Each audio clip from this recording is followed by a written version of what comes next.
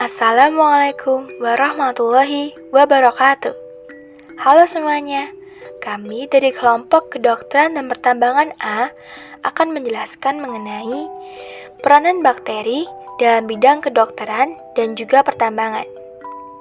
Sebelum itu, anggota dari kelompok kami antara lain ada Andara Erlin Mutiara Galuh Ajeng, absen 4, ada Astiara Atsel Alexa Theodora, absen 5, ada Dinda Haruda Putri Maharani, absen 12, ada Elizabeth Alika Maideva Cynthia, absen 13, Nabila Zalfa Khairunisa, absen 22, dan yang terakhir ada Saskia Ramadhani, absen 32. Nah, sebelum kita membahas mengenai peranan bakteri itu sendiri, jadi teman-teman kita bahas terlebih dahulu mengenai apa sih pengertian dari bakteri. Oke teman-teman, jadi bakteri merupakan organisme yang memiliki sel tunggal. Tidak memiliki membran inti sel, jadi bakteri itu bersifat prokariotik. Nah, bakteri itu sendiri memiliki ukuran mikroskopik. Dikarenakan ukuran yang sangat amat kecil, maka diperlukan mikroskop untuk bisa melihatnya. Peranan menguntungkan bakteri dalam bidang kedokteran, menghasilkan antibiotik antara lain 1. Streptomyces erythroreus menghasilkan antibiotik erythromycin. 2. Streptomyces griseus menghasilkan antibiotik streptomycin. 3. Streptomyces syrymosus menghasilkan antibiotik tetracycline. Dan yang keempat, Streptomyces venezuelae menghasilkan antibiotik chloramphenicol. Dan masih banyak lagi.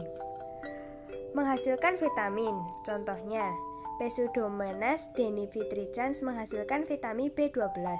Dan yang kedua, Propionibacterium shermani menghasilkan vitamin B12. Yang ketiga adalah memproduksi hormon insulin rekombinan untuk mengobati penyakit diabetes. Nah, dalam hal ini dengan cara menyisipkan gen penghasil insulin manusia ke dalam plasmid bakteri Escherichia coli. Yang keempat adalah vaksin.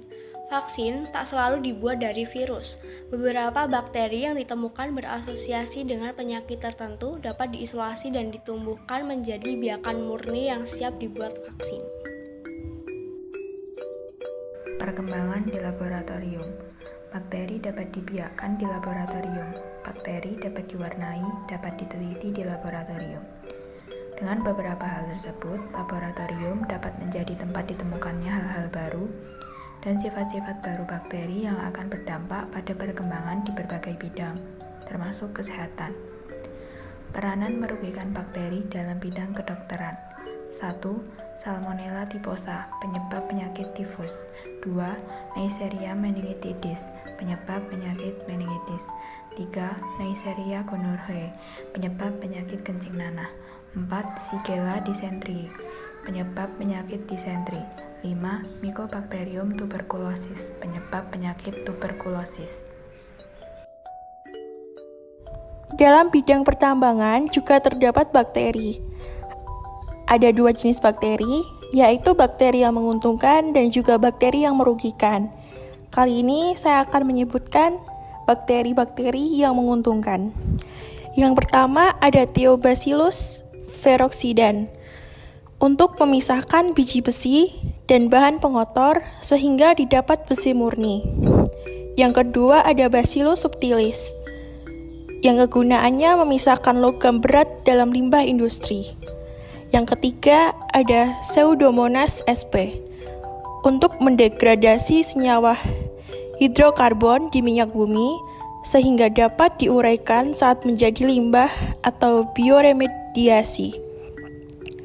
Yang keempat ada Supriavidus metallidurans yang berguna untuk mengubah senyawa beracun kiorida emas menjadi emas.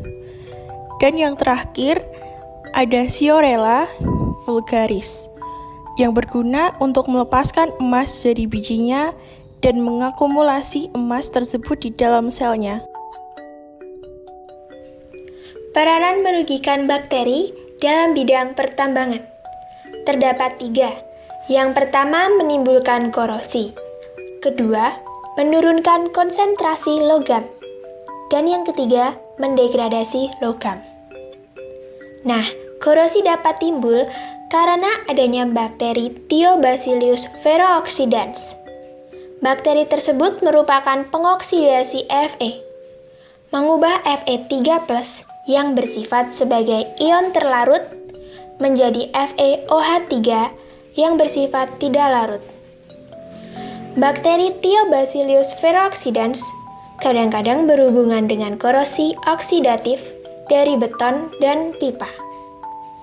Hal ini disebabkan karena mikroba tersebut mampu mendegradasi logam melalui reaksi redoks untuk memperoleh energi bagi keberlangsungan hidupnya.